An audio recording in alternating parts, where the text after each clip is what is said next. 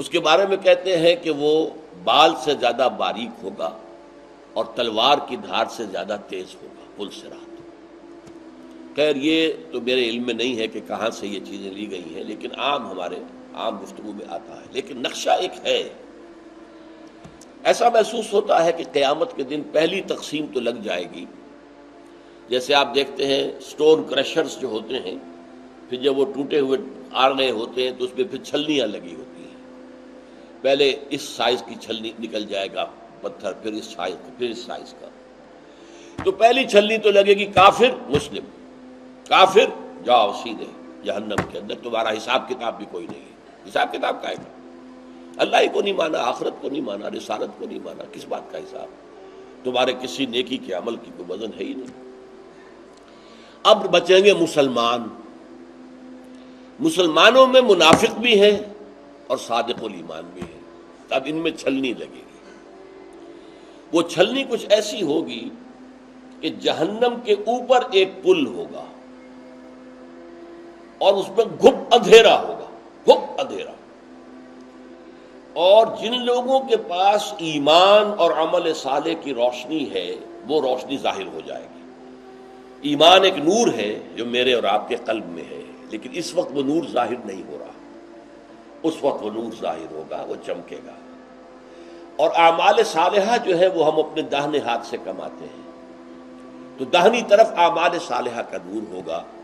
تو جو اہل ایمان ہوں گے وہ اس نور کی روشنی میں راستہ دیکھتے ہوئے کہیں ٹھوکر نہیں کھائیں گے، وہ سیدھے اس پل کو عبور کر کے اور دوسری طرف جنت ہوگی، وہ جنت میں داخل ہو جائیں۔ اور جو ہوں گے منافق، ان کے پاس نہ نور ایمان ہے نہ نور اعمال صالحہ ہے، تو وہ ٹھوکریں کھائیں گے اور نیچے جہنم میں گر جائیں گے۔ یہ ہے ایک نقشہ، اور اس کے لیے تائید سورہ، یہ جہاں تک میں نے آپ کو بتایا یہ نقشہ، یا ایھا الذین آمنوا توبوا الی اللہ توبۃ نصوحا عسیٰ ربکم ان یکفر عنکم سیئاتکم ویدخلکم جنات تجری من تحتہا الانہار یوم لا یخزی اللہ النبی والذین آمنوا معہ نورہم یسعی بین ایدیہم وبایمانہم۔ ان کا نور دوڑتا ہوا ہوگا ان کے سامنے اور ان کے داہنی طرف۔ آپ کے اندر اگر نور ایمان ہے، وہ نور ایمان قیامت کے دن ظاہر ہو جائے گا۔ اگر نور اعمال صالحہ ہے وہ آپ کے داہنی طرف آئے گا اور آپ اس کے روشنی میں راستہ دیکھتے ہوئے چلتے جائیں گے اور اس پل پر سے گزر جائیں گے۔